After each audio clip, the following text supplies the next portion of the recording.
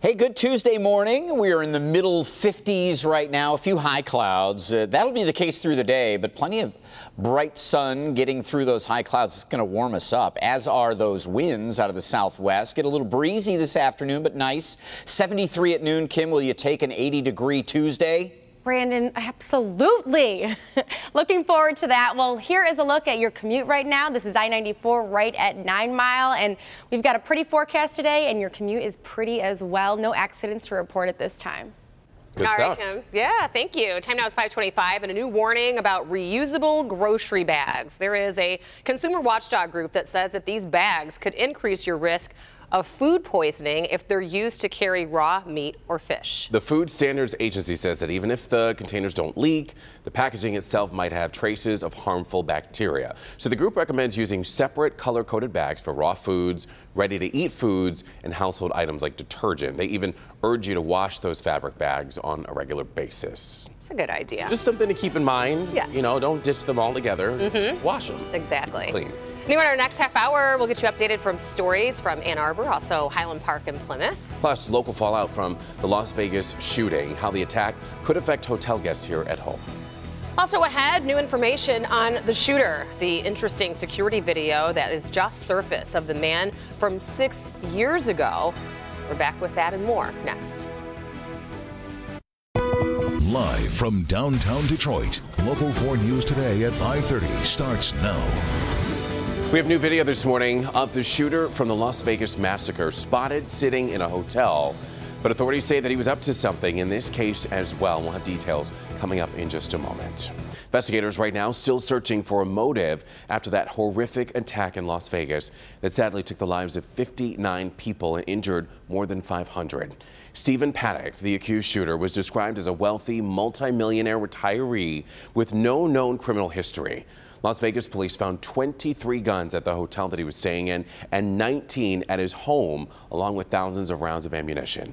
Authorities believe that Paddock was the only shooter in this case. And take a look at this. It's security footage of Paddock sitting in a green striped shirt at the Cosmopolitan Hotel in Vegas back in 2011. He claimed to have slipped in a puddle of liquid and sued the hotel for $100,000. Now, he did lose that suit and still owed court fees at the time of the shooting. So many people have come together to help those impacted greatest by the tragedy there in Las Vegas. Blood donation centers all across the state of Nevada were over capacity yesterday as residents came out en masse to support their fellow citizens. Take a look at this photo of a line. This was for a mobile donation center that was set up in Henderson, Nevada, right outside of Las Vegas. As hundreds of people waited in line to donate blood, the American Red Cross continues to ask people nationwide, especially those with rare blood types, to donate.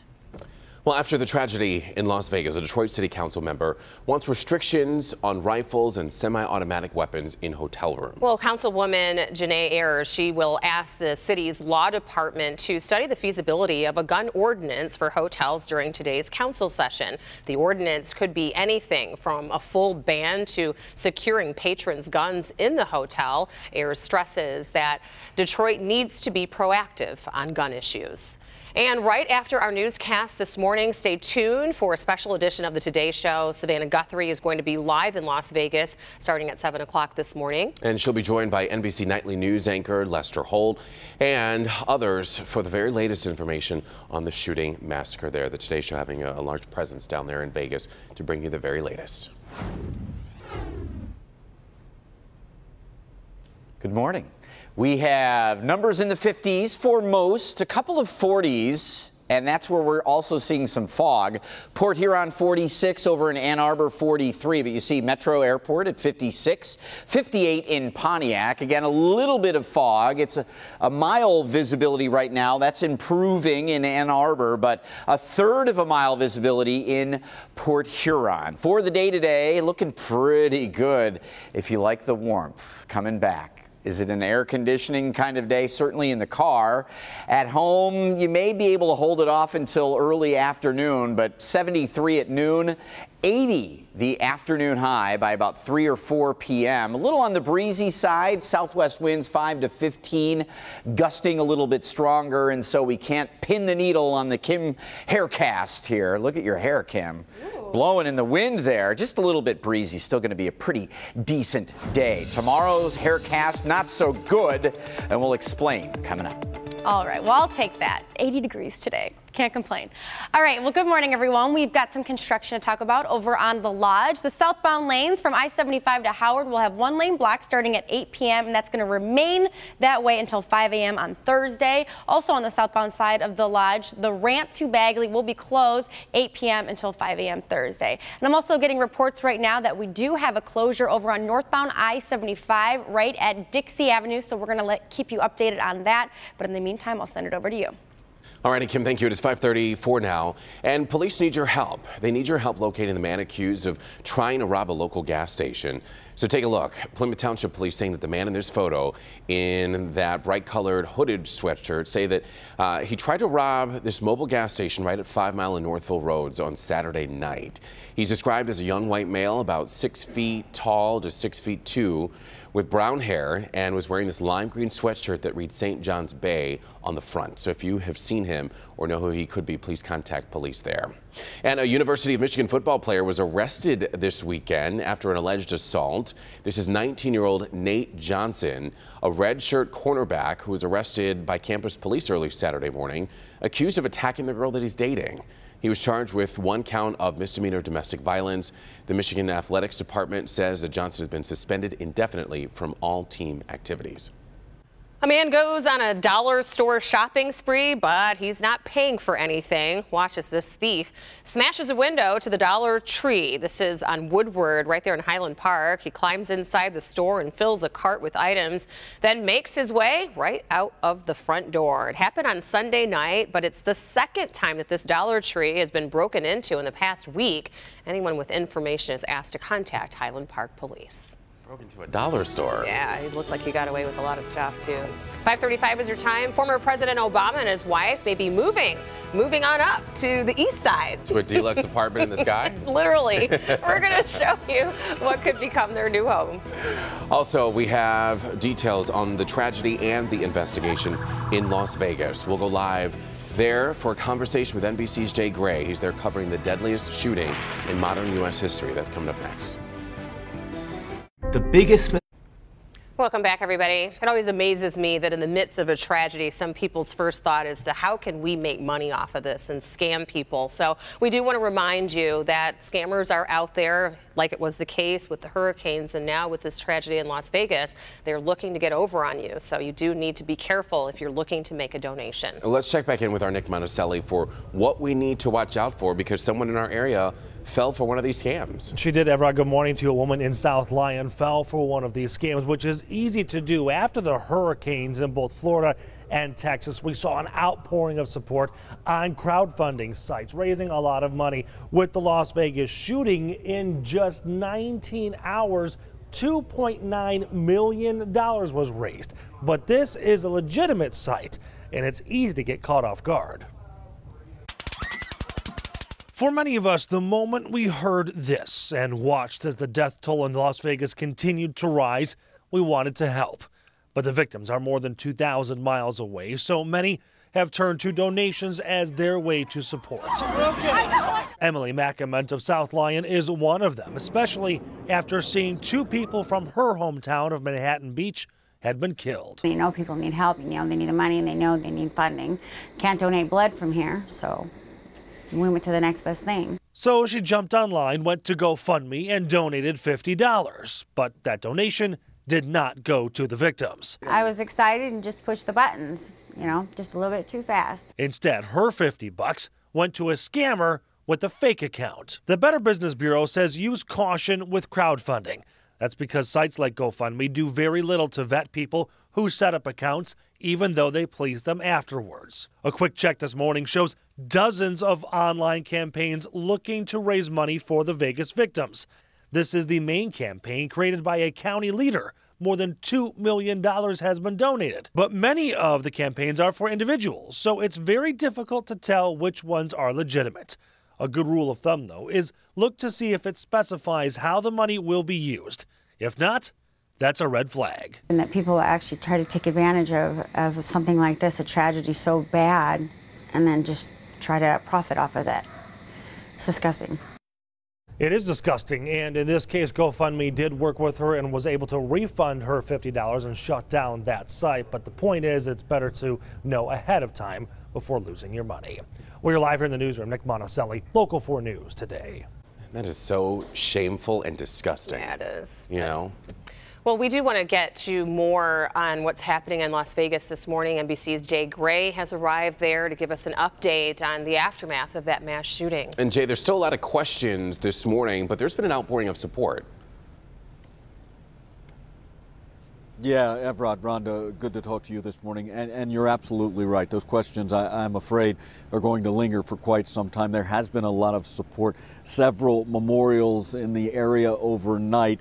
This part of the Strip where the attack took place still locked down at this point as the investigation continues. And for many, with those memorials, we're seeing the shock really start to give way to grief and the pain of who and what they've lost here as investigators try and piece together how and why all of this happened. It's going to be a difficult task. We are learning more about the suspect in this case, Stephen Paddock.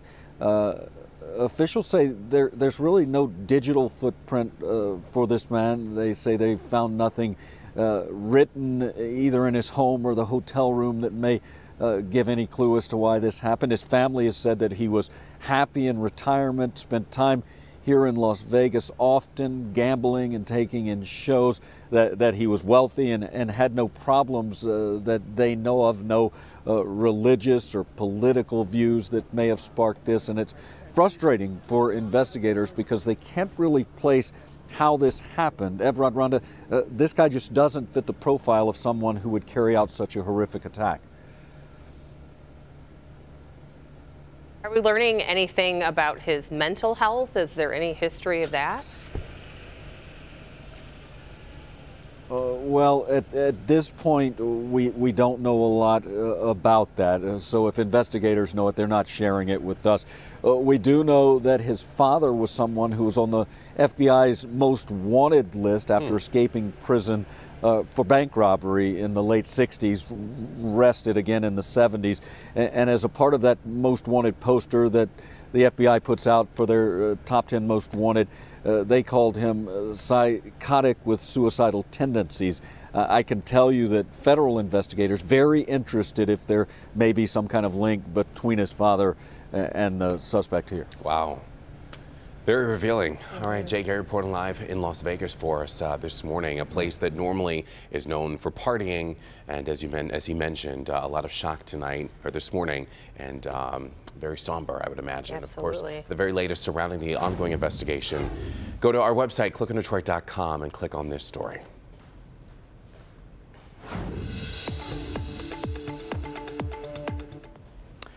Well, we're even seeing this on our Local 4 storm pins. From Art D in Livonia, says on such a tragic morning, he posted this yesterday. Such a tragic morning in Las Vegas. What a beautiful sunrise. Our prayers go out to the families of the victims and the injured, and almost kind of looks like a cross being formed here with some of these contrails, condensation trails up there from some airplanes flying overhead. Local 4 storm pins, looking for your pictures. Would love to see them. It's a free app under WDIV. Right now we are 56 degrees, pressure well over 30 inches. So we're under the influence of high pressure today, which is going to bring us a decent amount of sun, maybe sort of a milky or hazy sun at times with high clouds, but 53 at 8 a.m., 73 degrees at noon, and a high of, 80. Average this time of year is 67 degrees, so we're well above that. And we are going to dip back down here over the next next few days after today's sort of peak heat of the week. Wednesday, showers, rain and thunder showers in the morning. This likely will hold off until the tail end of the morning drive tomorrow. We'll get a couple of rounds of wet weather on your Wednesday. Today, it's just an increase in high clouds from west to east, and again, a decent amount of sunshine until about 1 or 2 p.m. And then after that, changes up a little bit. At 8 a.m., you see some of these showers starting to move in. Again, some isolated rumbles of thunder. No significant weather here, but a mid-morning rain and thunder shower chance, a little break, and then as we head into the late afternoon and evening hours, we have a better chance at maybe a little bit heavier rain, and we could use it after a dry September. We need the wet weather, and again, it comes with a couple of chances or rounds tomorrow. Middle 70s through the breaks in the rain. 72 degrees on Thursday. Should be a dry day, but the rain does return Friday and Saturday. We have showers that could be a little heavier and steadier through Friday and the mid-afternoon on Saturday. So things could work out for the Saturday night game, as I've discovered upon research. Michigan State, thanks to Kim. So we're hoping to maybe a little wet in the tailgating hours, Kim, but dry it out during the game. Good. Bring the umbrella to the tailgate. But yeah, 7:30 kick. Hopefully we're good for that. All right, good morning, everyone. We're tracking a little bit of trouble on our freeways right now. We've got a closure over on northbound I-75. That's closed right at Dixie Highway. So if you're traveling through the Monroe area, here's what you're going to want to do to avoid that. You're going to exit at Elm Avenue. You'll take that to Monroe Street. That'll take you to Nadu, and that will get you right back on to northbound I-75. We'll continue to keep you updated on that. But we've got another accident over on northbound I-275. This is right at M14. It is blocking the right. Actually, that icon just left, so it may have cleared. I'll continue to keep you updated on that one as well. And of course, that closure over on I-75 at my next report at 5:54. Back to you.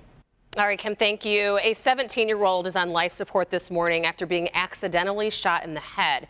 3 teens were shooting along Grass Lake Road near Mikichi. This was when this incident occurred. Police say that the victim was dropped off at Huron Valley Hospital on Sunday by his 2 friends. Those 2 friends then took off. He's been transferred to Royal Oak Beaumont Hospital. The 2 teens were taken into custody. No word yet on any charges. A deputy from Oakland County's Sheriff's Office was killed in a hit and run while on vacation in Florida. Jennifer Geriger, she was a forensics lab specialist, and she died after getting run over by a car in Orlando. The driver has since been caught. It is 5:48 on your Tuesday morning. Let's get into some stories that you might have missed. General Motors accelerating plans to develop all-electric vehicles. They say that they're confident about creating vehicles based on their all-electric Chevy Bolt. Yeah, GM says that they plan to introduce 20 all-electric vehicles between now and the year 2023. No word yet on when the first new vehicle will debut, but we Very will cool. keep you updated. Yeah, I'll be volunteering to test drive if you want to make sure you worked all the kinks out. So as Lonzo Ball gets ready for his first season with the Los Angeles Lakers, his father, LeVar Ball, is making some big moves of his own. He is pulling his youngest son, LaMelo Ball, out of high school. He plans to homeschool him for the next 2 years before he starts his college career at UCLA. LeVar claims that his youngest son can be the best ever, and high school is a distraction. Listen, kids at home, do not take this advice. High school is very, very important. But what the Joe Jackson is he doing to his kids? I know. He's an interesting father. Yeah, but he's making us watch. Yeah, he has some talented kids, though, that's for sure. They need a reality show. They are a reality show. They are a reality show, and we're here to present it to you. The Obamas could be looking to buy an apartment on the historic Upper East Side, an apartment building there in Manhattan. Yes, several New York publications say that the former president and first lady have been looking at an apartment in 10 Gracie Square. It has 5 bedrooms, 4 bathrooms, a library with a wood-burning fireplace, and views of the East River and Queens. Sounds gorgeous. Wonder how much it cost? How about $15 million? Stop it. It's a 5-bedroom apartment in the Upper East Side. So $15 million? That'll cost you. Well, could you imagine, next thing you know, your neighbors with the Obamas? Sure. Wow. That could be good and bad. Just the attention, you know, Yeah. It might be an otherwise quiet area. Yeah. It is 5:50, and up next, no return to sender. If you loan a loved one money, just consider it a gift. You're likely not going to get that money back. We'll be right back. On the next Live in the D. How a trip to the dollar store can help you organize anything. Plus, meet the brothers bringing something unique to Detroit. Today at 10 on Local 4. Tonight at 10. Hey, good Tuesday morning. It's cool, but not as cool as we have been the last couple of mornings. So middle 50s in most of your neighborhoods as you step outside, and grab the shades. Can you get away with wearing shorts today or something on the lighter side for sure? We're looking at 9 a.m. temps near 60, 73 at lunch, and a high today around 80 degrees. The winds out of the southwest pick up through the afternoon, may gust 15 to 20 or a little stronger. Just warming winds, really not much of a nuisance wind. If it's garbage day, probably not going to do much. But you see the clear skies over us right now. We do have clouds that are going to try to increase on us this afternoon. High clouds, high harmless clouds, but tomorrow we'll start out with some rain and thunder showers, hoping toward the tail end of your morning drive Wednesday. Let's check on your Tuesday drive, Kim. Yeah, trouble on your Tuesday drive if you're headed through Monroe this morning, because northbound I-75 is currently closed right now at Dixie Highway due to a crash. So to get around this one, you're going to want to exit at Elm Avenue, take that to Monroe Street to Nadu, and get you right back on to northbound I-75. All right, Kim, thank you. An investigation is underway after a U.S. Navy aircraft crashed in the Cherokee National Forest in Tennessee. There were 2 pilots on board the aircraft, an instructor and a student. Several agencies, including the Chief of Naval Air Training, are investigating the crash this morning. There's no word on the condition of the 2 pilots involved.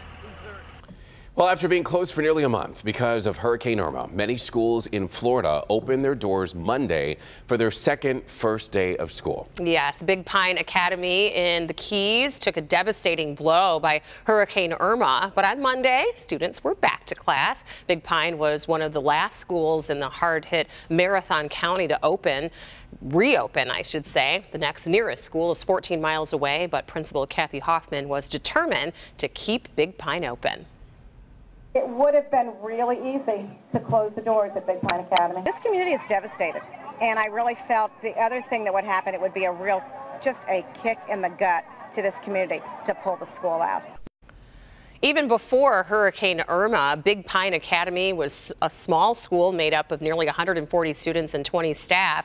It had 13 classrooms, a cafeteria, and a learning center. Now all that's left is only 4 classrooms and the cafeteria. But no doubt the reunion and everybody being able to come back to class after what they've all been through is they don't probably mind that it's a little bit smaller. Yeah, and that's a good principle right there, yeah, you know? It is. Yeah. So this is likely a lesson that you have learned the hard way before, but if you lend money to a family member, don't expect to get it all back. Yes, according to a new study, less than 60% of people who lend money to their relatives end up getting it back. The average amount across all generations for people who reported having loaned money in their adult life is over $5,000. Of that amount, less than $3,000 gets repaid. But in the end, it's still your family. So 74% of those surveyed said that they'd still loan money to their family members again. You know, if you have someone that you love that's in need, you kind of look at the situation, and if you want to help, do it, but just know that you may not get it back. You're a better person than I am. I would go after them like Rihanna. She's got a song called, well, it's called Chick Better Have My Money. That's the Radio Disney version. It's 5:58, everybody. Coming up all new at 6. Local stories from Detroit, Ferndale, and Highland Park. Plus, the next time you get money from an ATM, expect to pay more. We'll explain. And e-cigarettes might be good for you. They might be saving lives, according to experts. We're back in a minute. Live from downtown Detroit, Local 4 News Today at 6 starts now. An American tragedy, and this morning, the burning question: why? This is a crazed lunatic full of hate. The search for the motive as we slowly learn more about the man behind the deadliest shooting in modern U.S. history. And I'll keep this world from dragging me down. Gonna stand my ground. And heartbroken, legendary rocker Tom Petty has died. My gosh, this morning, he has though, so many hits and songs that we'll all remember. It certainly does. This morning, though, we do want to start with the latest developments from Las Vegas. We do know that 59 people are dead, 500 are injured.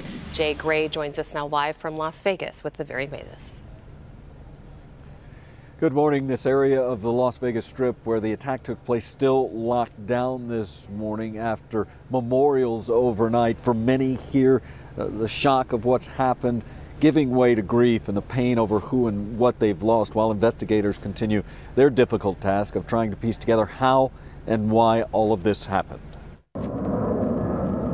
Overnight, mourning and memorials for the victims in Las Vegas. So many pausing to remember the 59 lost and more than 500 injured, gathering near the site of the attack. Others in Nashville and across the country, including New York, where the Empire State Building and One World Trade went dark. As the investigation continues, we're learning more about the shooter, 64-year-old Stephen Paddock, and the arsenal he had stored away inside his hotel suite and his home about 80 miles northeast of Vegas. We have recovered 23 firearms at Mandalay Bay and 19 firearms at his home in Mesquite. In that hotel room, more than a dozen assault-style rifles and sniper rifles with scopes and tripods. We are also hearing more now from those caught in the massacre. Panic, pure panic. Thomas Gunderson was hit in the leg. I went down and immediately just saw blood everywhere. Everything was kind of numb. Numb, like this city and the nation right now, in the wake of the deadliest mass shooting in U.S. history. Now, FBI, ATF, and Homeland Security agents all a part of the ongoing investigation here. That's the latest live in Las Vegas. Now back to you. Alrighty, thank you, Jay Gray, there with the update.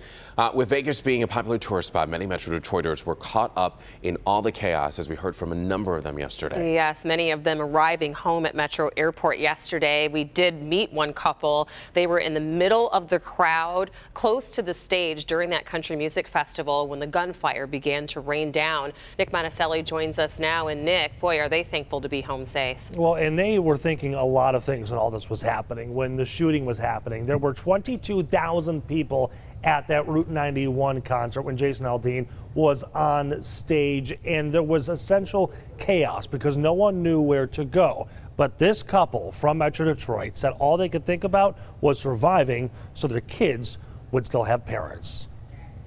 Been a very emotional last, I guess, 18 to 20 hours. And now, about 30 hours after this horrific mass shooting, we're hearing from locals who were there.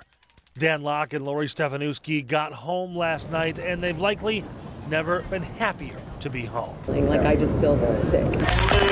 The couple was right up front for Jason Aldean's performance. Firecrackers. Yep, sound like firecrackers.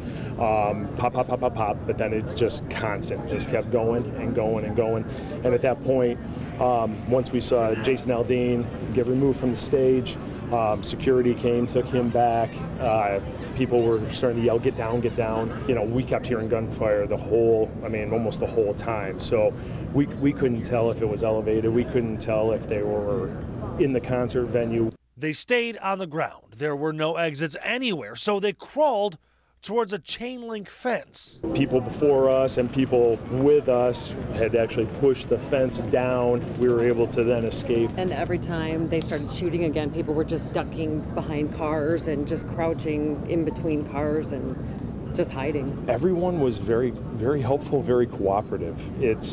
We were talking about it on the plane. We didn't see one instance where we were of anybody sort of climbing over anybody else. When we got back to the room, I just bawled. I mean, I sobbed, and you know, it's just surreal. I mean, we have 9 kids between us. I have 5, he has 4, and that's instantly what you think about. That's instantly what they were thinking about. Now, there's an interesting backstory there. You heard her say that she went back to the hotel room and started crying. However, their hotel room was on lockdown when all of this was going on, so they walked into a different hotel, sat in the lobby for a while. They said the staff was great, they were treating them well, and then a random couple, strangers, they had no idea who they were, came up and said, "Why don't you come back to our room and just relax?" And that is when she broke down.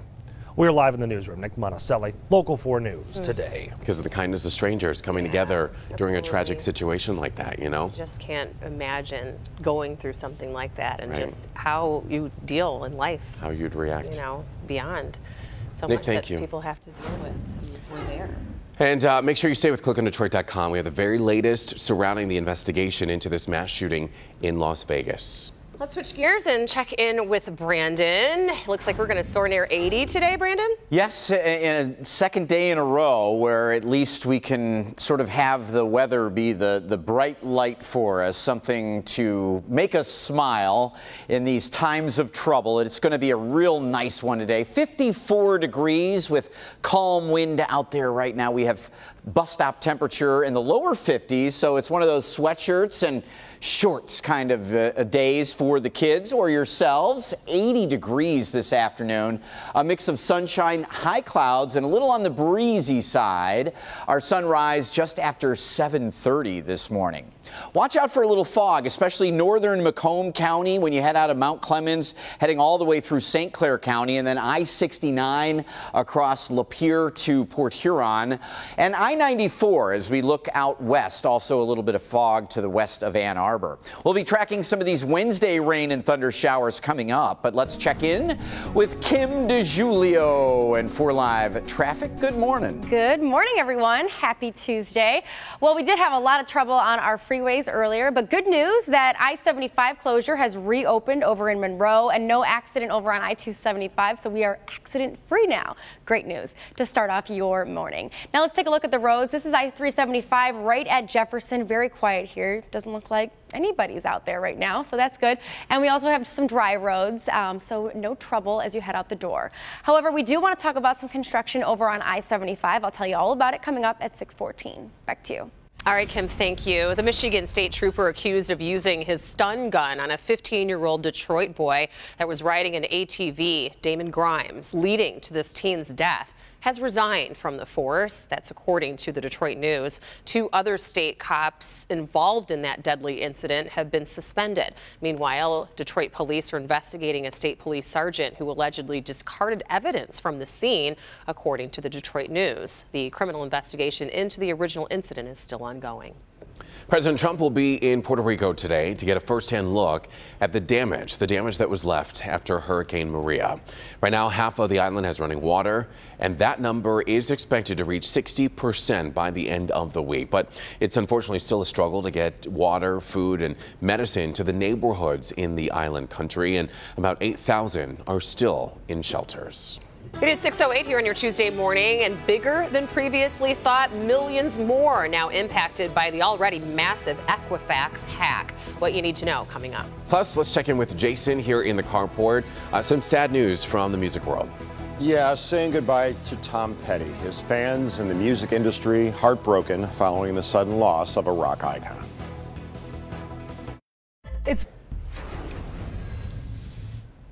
Welcome back, everybody. Happening today, Wells Fargo's newest CEO will appear before Congress. He'll answer questions about the bank's 2016 fake account scandal when employees opened millions of accounts under customers' names without permission in order to hit sales goals. The CEO is expected to tell the Senate Banking Committee the company has changed for the better. We're back in a minute. White Castle's. All right, welcome back, everyone. It is 6:12, and the music world in shock this morning after the sudden passing on Monday of singer-guitarist Tom Petty. Yeah, he just finished up a tour around the country. He died late last night after suffering from full cardiac arrest. Jason Carr is here with a look back on this rock icon's life. Yeah, he rose to fame in the late 70s with his band Tom Petty and the Heartbreakers, and they were behind a string of hits still being played today. Take a listen.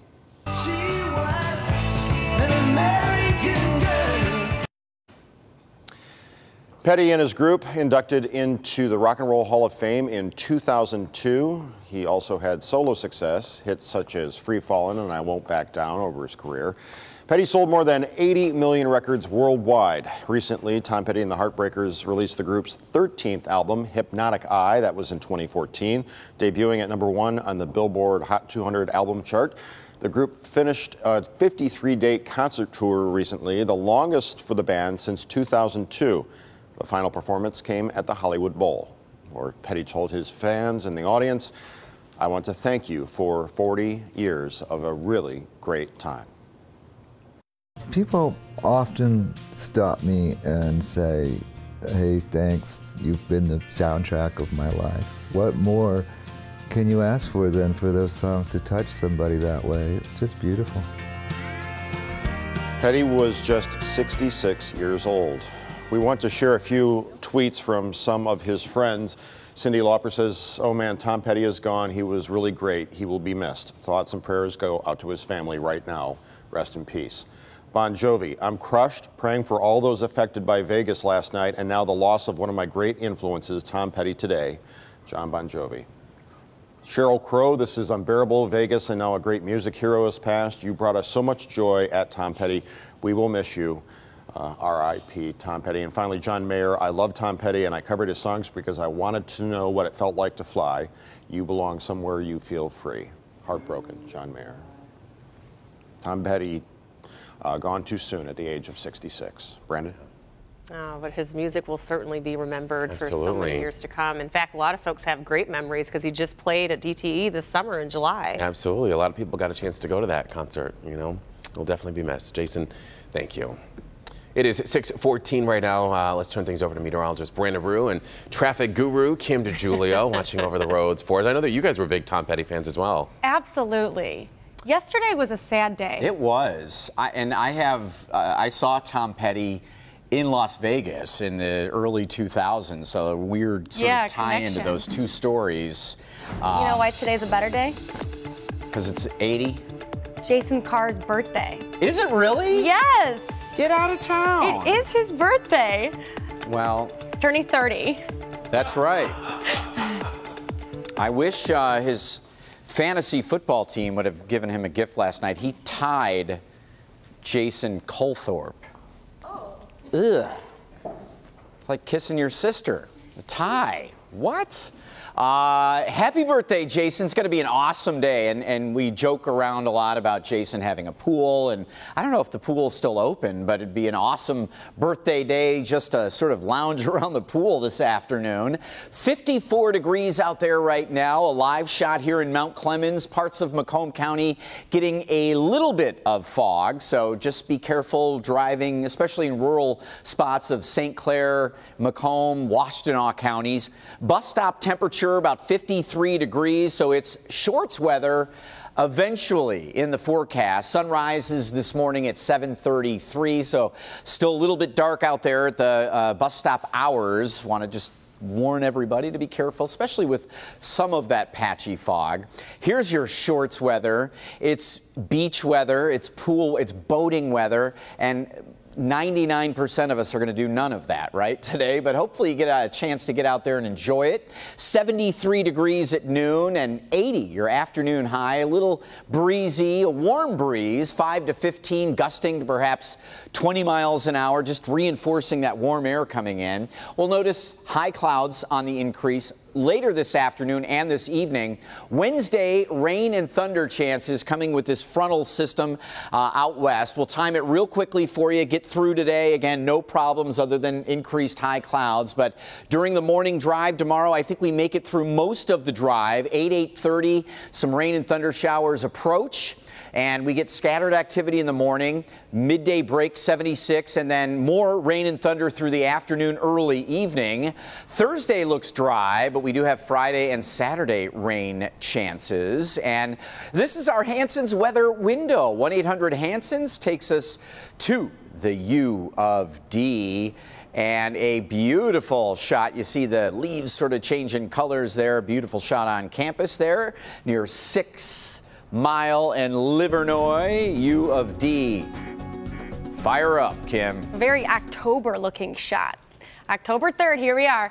All right, good morning, everyone. Still looking good on our freeways right now. No accidents to report. However, 75 will see some construction today over on the northbound lanes between 12 Mile and 14 Mile. Expect one lane block there, 7 a.m. to 3 p.m. This is going to be a daily project continuing through Friday. Southbound I-75 construction there as well between 13 Mile and 12 Mile. Expect one lane block from 9 a.m. to 5 p.m. This also happening daily through Friday. Now let's take a live check at our roads right now with our 1-800 your Call Sam Chopper shot. This is a look over of I-75 right at the Davison. Traffic volume starting to build, but still no problems here. Over to you. All right, Kim, sounds good. Turning our attention to consumer headlines this morning. ATM fees have hit an all-time high. Plus, Facebook has revealed the impact of Russian ads during the presidential election. But first, the Equifax hack is bigger than originally thought. Let's get to Maribel Aber joining us now live from NASDAQ with more. Good morning. Hey, good morning, Rhonda. Well, Equifax says the cyber attack could affect an additional 2.5 million people. That brings the total number of people potentially affected to 145.5 million. Equifax's former CEO, Richard Smith, is due to be grilled on the breach at a hearing on Capitol Hill today. You know, Facebook says the controversial Russian ads reached 10 million people. The social network estimates that's how many people saw at least one of the 3,000 political ads. The spots were bought by accounts linked to the Russian government, and close to half of the ads were seen before the U.S. presidential election. The numbers were disclosed by Facebook as part of an effort on Capitol Hill to gauge the impact of meddling in the U.S. election. Finally, ATM fees hit another record high. The average cost for an out-of-network withdrawal is $4.69. It's up 2.6% from a year ago. It's the 11th straight year that the fees have hit a new high, according to a new study from Bankrate. ATM fees have soared more than 55% over the last decade. Rhonda, and when you think about it, you can kind of get nailed twice. You end up paying just under $10 if you've got the outside bank and your bank. That's why we don't carry cash. I know. Just use your debit card. All right. Thank you, Maribel. It is 6:20 and still ahead. There's more evidence that breakfast is the most important meal of the day. Also ahead, can e-cigarettes save lives? There's a new study that says yes.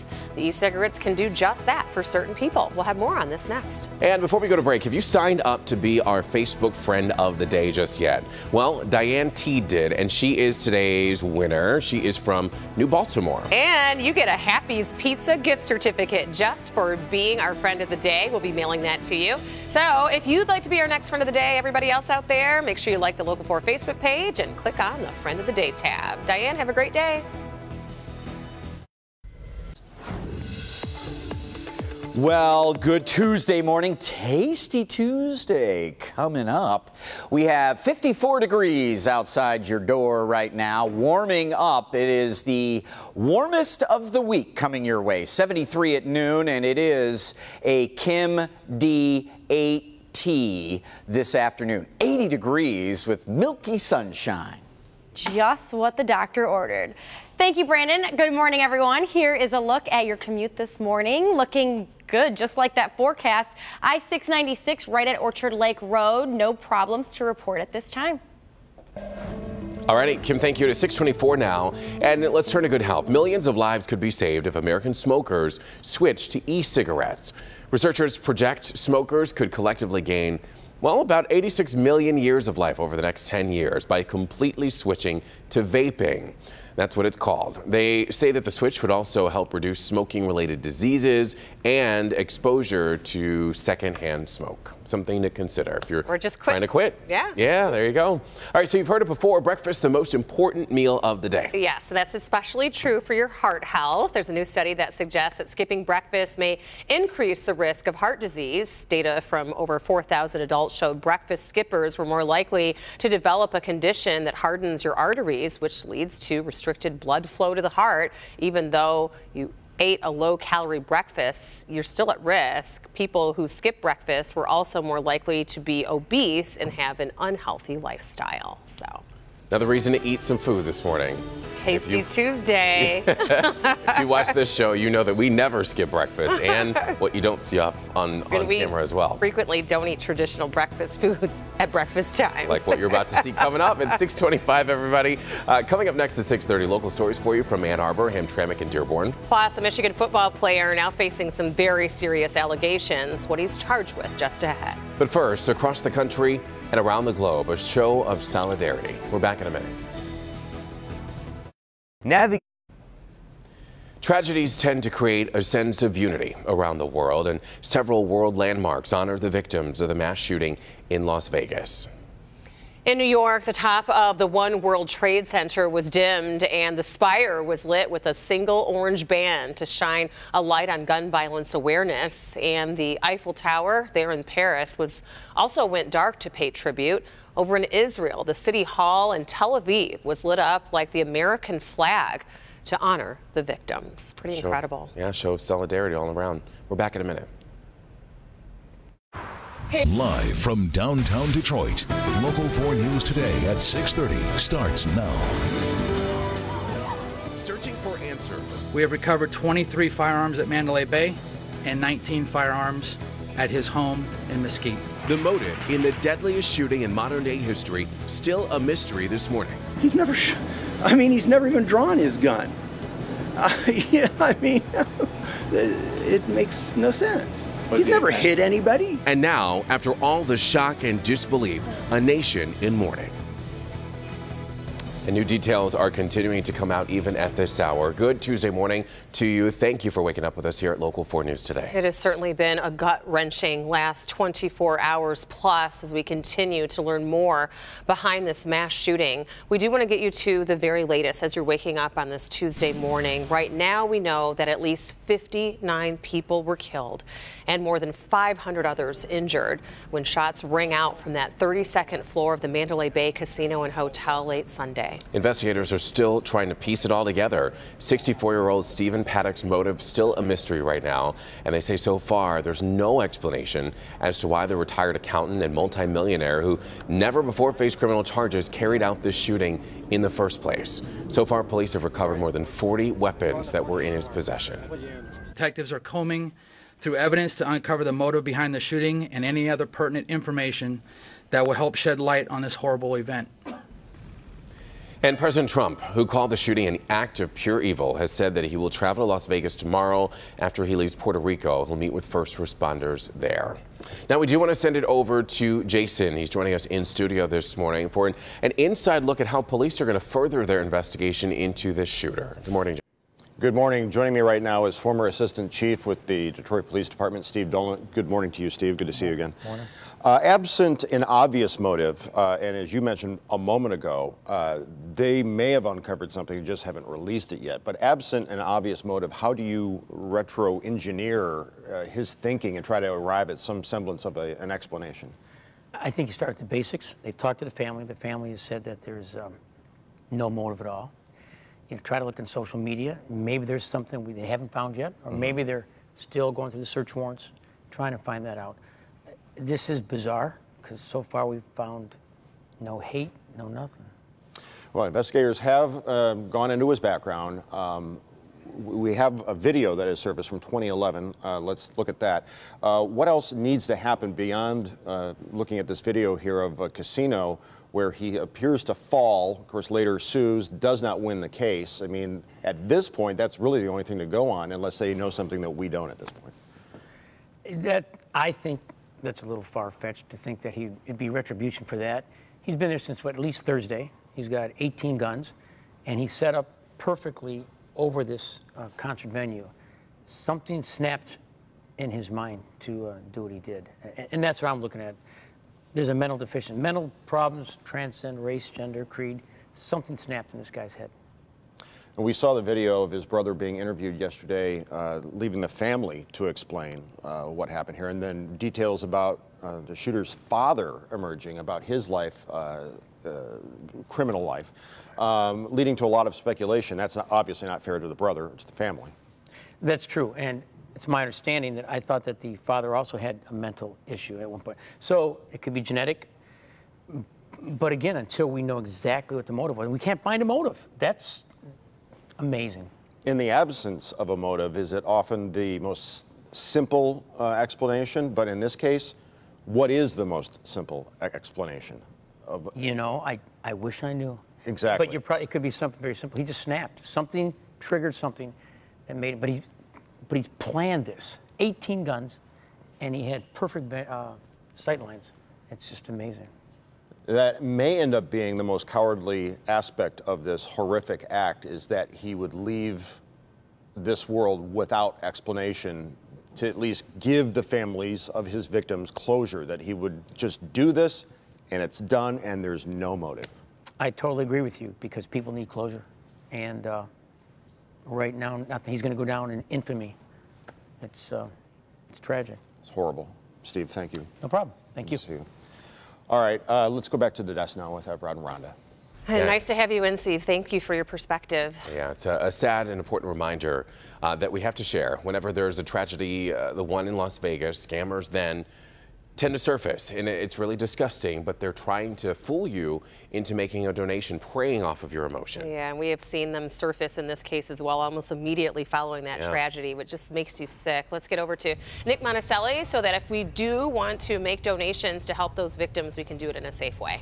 Yeah, Rhonda, I don't get to say things like this on television very often, but whoever did this is a pathetic person trying to take money from the victims of this horrible massacre. Now, this is the legitimate website. $2.9 million raised by 40,000 people in just 19 hours. We see this all the time after the hurricanes in Florida and Texas. People are willing to donate. You just have to do it smartly. For many of us, the moment we heard this and watched as the death toll in Las Vegas continued to rise, we wanted to help. But the victims are more than 2,000 miles away, so many have turned to donations as their way to support. Emily McAment of South Lyon is one of them, especially after seeing two people from her hometown of Manhattan Beach had been killed. You know people need help, you know they need the money and they know they need funding.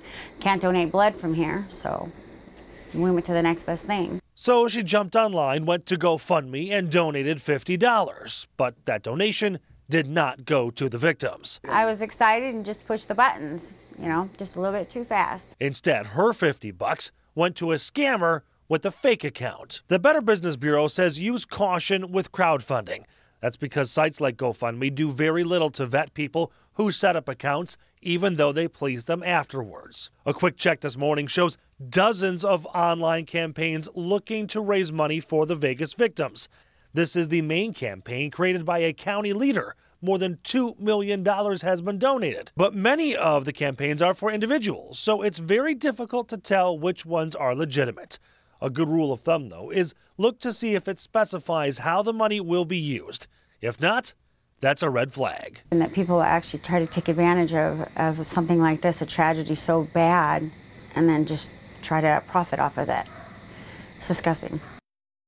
Now, in this case, GoFundMe was able to go back and give her $50 back and refund it. But Evrod and Rhonda, it is pretty sick and awful for someone to try to scam people off of something like this. The lowest of the low. Yeah. All right, Nick, thank you. And be sure to keep it tuned right here to Local 4. The Today Show is coming up next at 7. Savannah Guthrie and Lester Holder, now they're in Las Vegas. They'll be reporting live to provide the very latest information on the investigation and how that city is trying to heal. At 6:36 now to a bit of lighter news and some welcome news at that, right? Yeah, we have the return of summer, Brandon.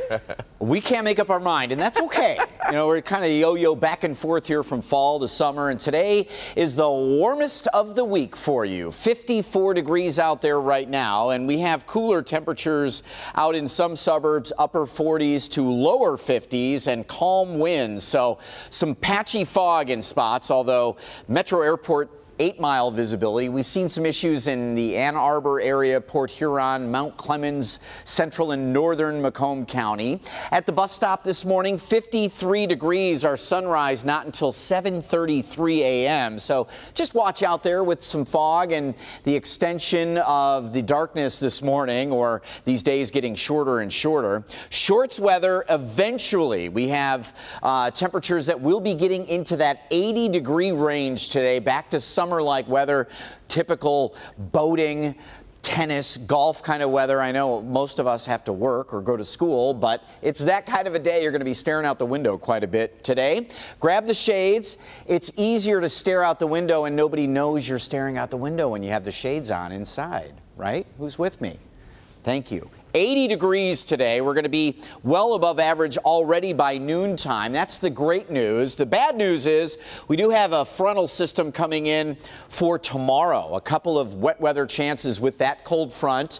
We could actually use the rain, so we'll track that one for you coming up. In the meantime, perhaps nobody in the universe loves an 80-degree day more than Kim DeJulio. That may be a true statement. Looking forward to today.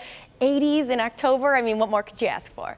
All right, well, let's take a look at what's going on right now. We do have an accident over on northbound I-75, right at I-96 here, left shoulder blocked. A little bit of a delay there. Just give yourself a few extra minutes this morning. And then we've got to take a look at this accident over on the southbound side of I-75, right at Sashabaw Road. We have the left shoulder blocked here, and you can see it's pretty congested in this area. So again, if this is part of your morning commute, you're going to want to give yourself extra time here as well. Now let's take a live check at our roads right now with our Sky Ford Chopper. Looking over I-94 right at I-696. It's getting busier out here, but this area is looking good. But as Brandon said, remember that we are dealing with some fog in some areas. So if you do run into that fog, just slow down and don't use those brights. Back to you. Good advice. All right. Thank you, Kim. Well, this is something cool. It used to be a bank, and it's now taken on a whole new life, from minting coins to serving up some serious surf and turf. We are going fine dining at Tasty Tuesday just ahead. I like the sound of that. But first, on the run, police trying to track down this thief who went on a late-night shopping spree. We're back in a minute. Sky Ford.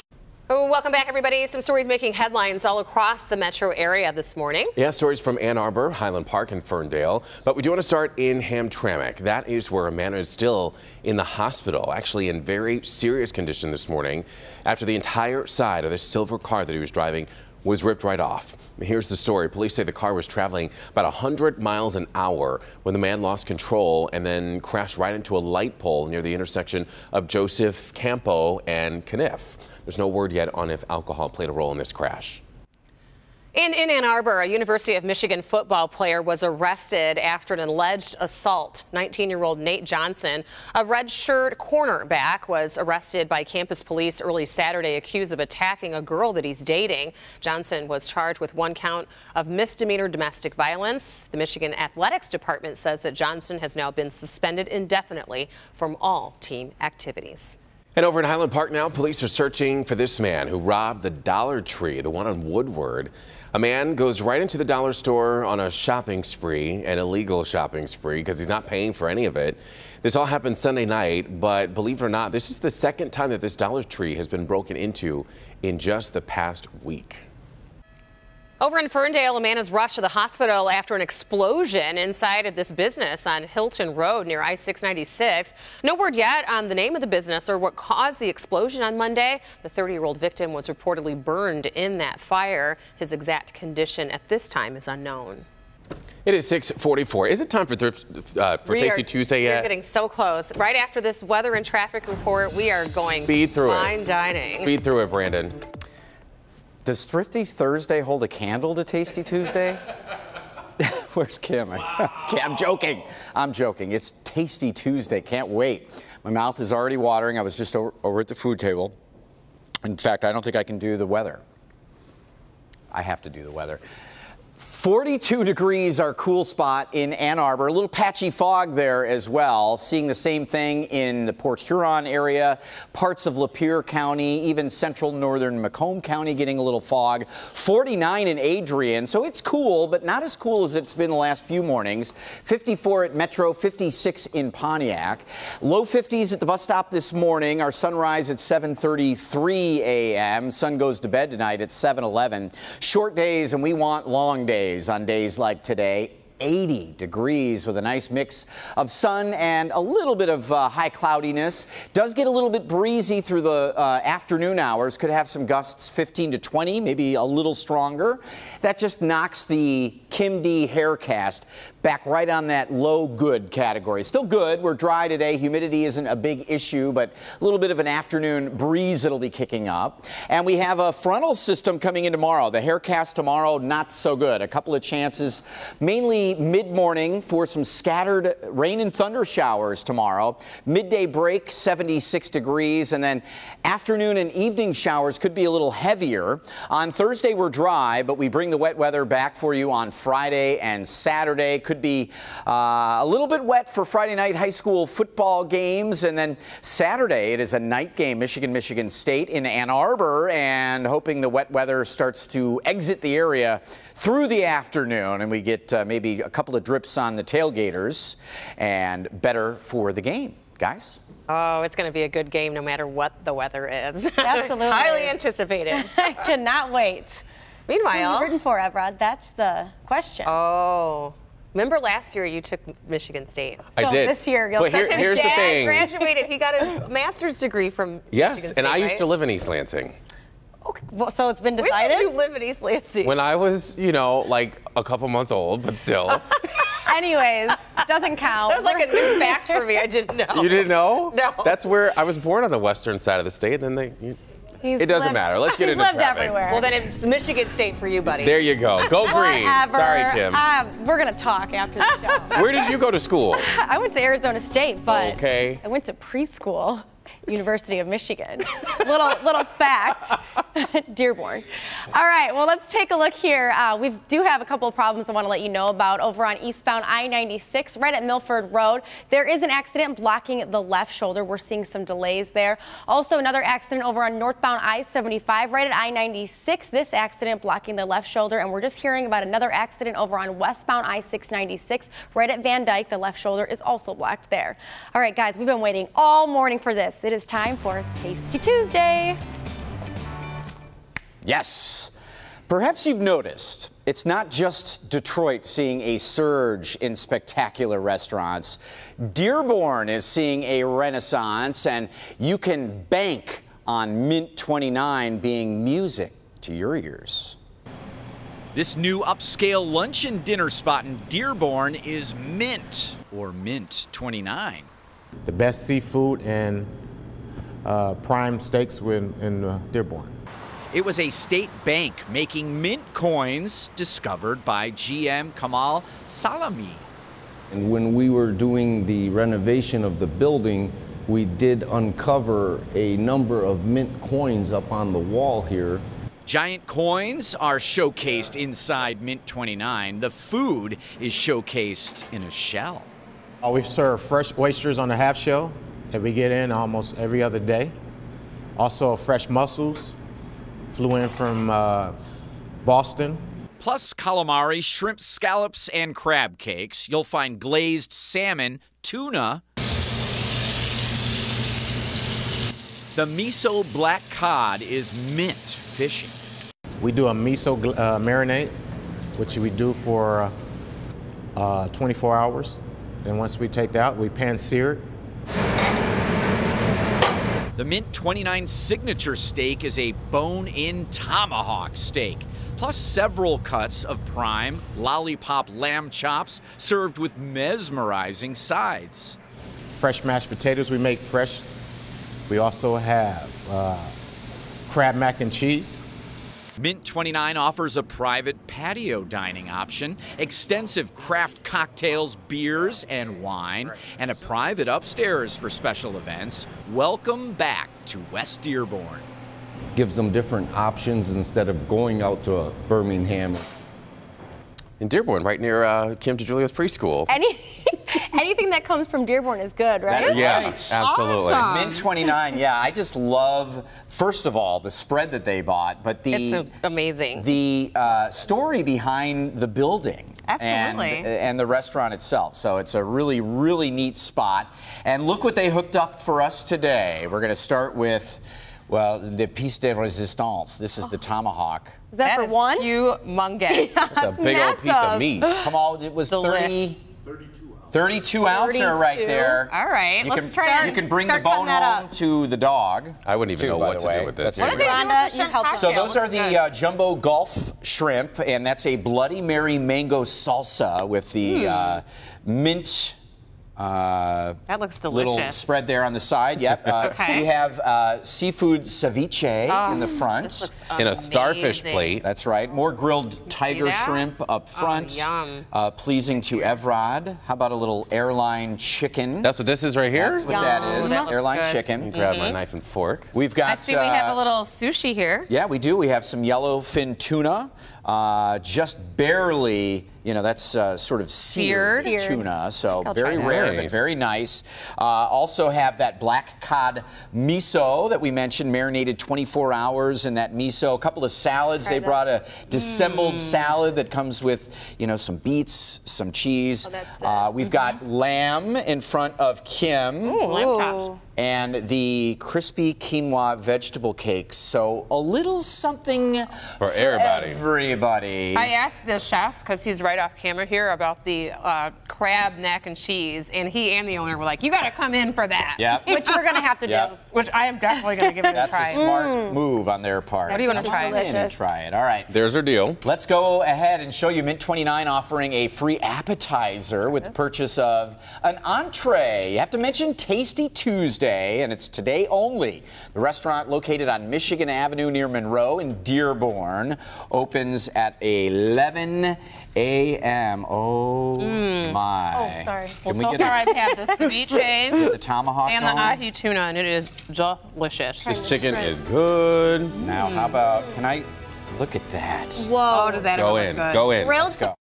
It's Welcome back, everybody. At 6:54, investigators are still searching for motive after the mass shooting in Las Vegas took the lives of 59 people and injured more than 500.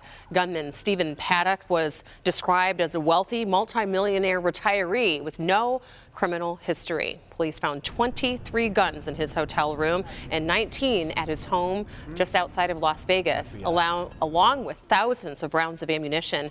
Authorities believe that Paddock was the only shooter and do not believe that he had any ties to terror groups.